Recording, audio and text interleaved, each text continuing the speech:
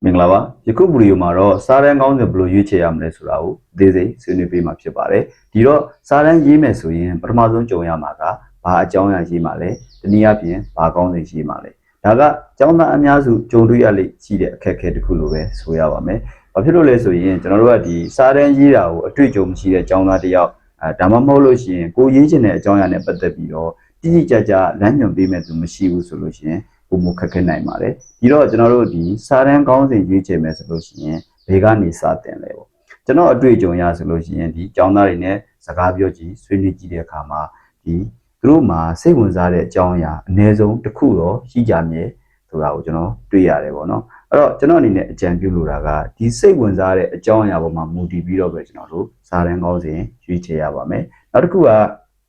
ကိုယ်မှာစိတ်ဝင်စားတဲ့အကြောင်းအရာတစ်ခုရှိပြီဆိုတာနဲ့ကျွန်တော်တို့ကဒီစိတ်ဝင်စားတဲ့အကြောင်းအရာပေါ်မှာမူတည်ပြီးတော့ကျွန်တော်တို့ရခင်လေ့လာမှုတွေရှာဖွေဖတ်ရှုရပါမယ်အဲ့တော့ကျွန်တော်တို့ကဒီရခင်လေ့လာမှုတွေရှာဖွေတဲ့နေရာမှာလည်းကျွန်တော်တို့အရင်ကြီးအခက်အခဲတော့မဟုတ်ဘူးရခင်အရင်တော့ဆိုရင်တော့ကျွန်တော်တို့ကဒီဘာရှိလဲဆိုရင်ဒီရခင်လေ့လာမှုတွေရှာဖို့ရတော့ကျွန်တော်တို့ library တွေသွားရတာမျိုးပြီးတော့ကျွန်တော်တို့စာအုပ်စာတမ်းတွေအများကြီးဖတ်ရတာမျိုးတွေ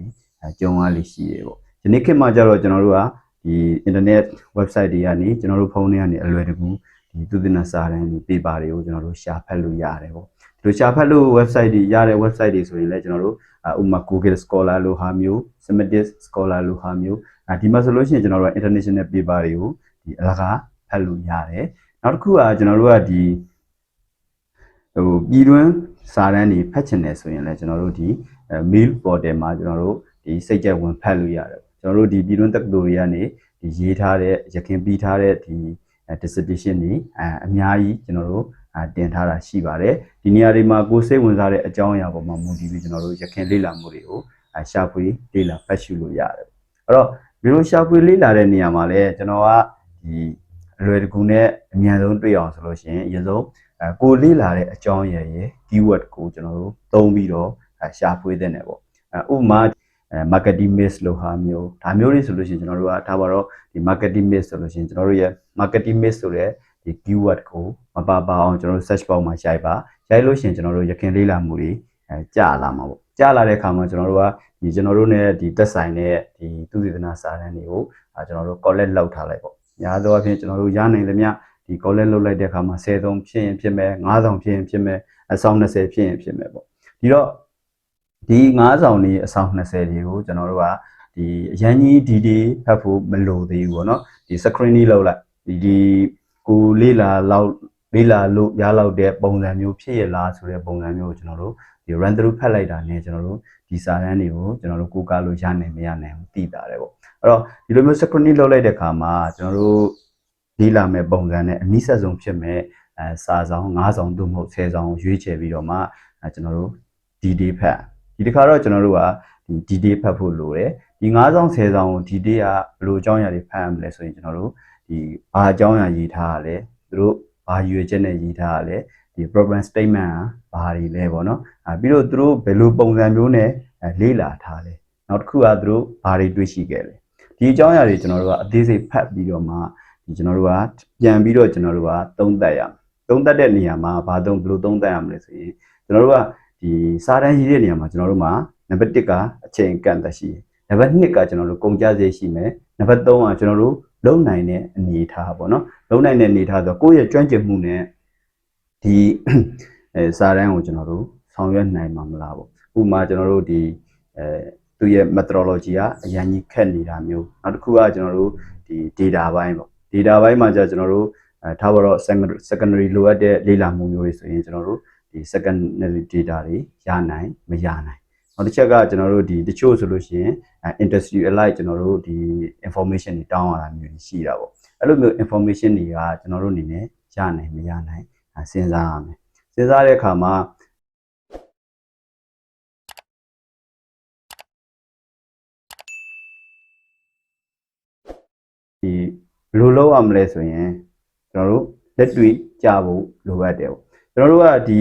တချို့ဟာတွေကြတော့ကျွန်တော်တို့ idea တော့ရှိဒါတွေကဒီမရှာတွေပဲဖြစ်မဖြစ်ကလည်းလိုသေးတာဆိုတော့ကျွန်တော်တို့ကဒီလက်တွေ့ကြဖို့ဆိုတာကကျွန်တော်တို့ဒီလေးလာမဲ့အကြောင်းအရာ title တွေ့မယ်ရည်ရွယ်ချက်လည်းတွေ့မယ်ဒီသူ့ရဲ့ဒီ methodology ထားပါတော့ဒီ research design ဒါမျိုးတွေကကိုရဲ့လုံနိုင်တဲ့ပုံမှာမူတည်ပြီးကျွန်တော်တို့ကဒါရွေးချယ်ရမယ်ပေါ့အဲ့တော့ဒီ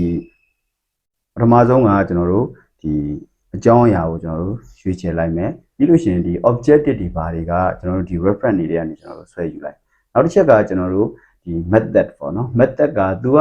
ဘယ်လိုပုံစံမျိုးလေ့လာထားတာလဲဟို तू က descriptive statistics နဲ့လားဒါမှမဟုတ်ရှင် inferential statistics နဲ့လားနောက်တစ်ခုကကျွန်တော်တို့ quantitative လား qualitative လားပြီးလို့ရှိရင်တို့ကဒီ secondary data တွေပုံမှာလေ့လာသွားတာလား survey design နဲ့သွားတာလားပေါ့ဒါတွေကိုကျွန်တော်တို့ကအသေးစိတ်ဖတ်ပြီးတော့ကိုကအဲ့နေရာမှာအစားဝင်ကြည့်လိုက်ကိုဆိုရင်ရောဒီအကြောင်းအရာတွေကိုရနိုင်မလားပေါ့နော်ပြီးတော့ဒီ secondary data အချက်လက်တွေကိုကိုကရနိုင်မှာမလားပေါ့ဒီလိုမျိုးရနိုင်တယ်ဆိုလို့ရှိရင်ဒါကပထမအဆင့်အနေနဲ့ကျွန်တော်တို့ကအဆင့်ပြီးဒုတိယအဆင့်အနေနဲ့ဟုတ်ပြီကျွန်တော်တို့ကဒီအကြောင်းအရာကိုလည်းကျွန်တော်တို့ရေးလို့ရတယ်objective ကလည်းကျွန်တော်တို့အဆင့်ပြီးတယ်ဒီအချက်လက်တွေကိုလည်းကျွန်တော်တို့ရနိုင်ဒါပေမဲ့အထက်ထဲမှာကျွန်တော်တို့ဒီ statistical ဒီ analysis တွေကိုကျွန်တော်တို့လေ့လာကြည့်လိုက်တဲ့အခါမှာကျွန်တော်တို့ရဲ့လုံနိုင်စွမ်းအားနဲ့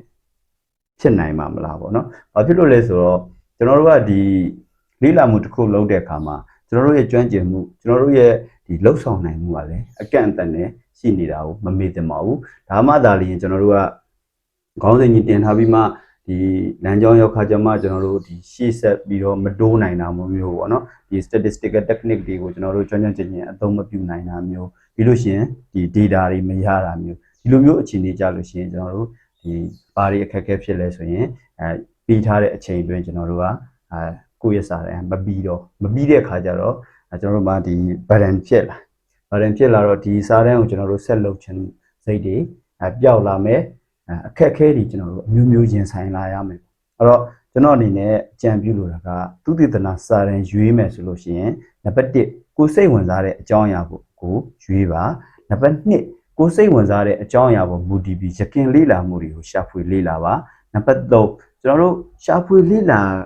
ထားသမျှရခင်လေ့လာမှုတွေကိုအသေးစိတ်ကြီးဖတ်ရမယ်လို့မဆိုလို့ဘူးဒီပုံမှာမှကျွန်တော်တို့ကအများကြီးဖတ်ကြည့်ပြီးတော့ကိုယ်နဲ့ကိုက်ညီနိုင်ဆုံးဖြစ်မဲ့9ဆောင်သို့မဟုတ်10ဆောင်လောက်ကိုကျွန်တော်တို့ရွေးထုတ်လိုက်ပါရွေးထုတ်ပြီးရတဲ့ကျွန်တော်တို့ကအဲ့9ဆောင်10ဆောင်ကိုအသေးစိတ်ဖတ်ပါအသေးစိတ်ဖတ်ပြီးတော့မှသူတို့ကဘယ်လိုခေါင်းစဉ်တင်ထားလဲဘယ်လိုရည်ရွယ်ချက်နဲ့ရေးသွားလဲသူတို့ဒီစရင်အနီလန်သူတေသနာနီလန်ဘယ်လိုမျိုးပုံစံမျိုးသူတို့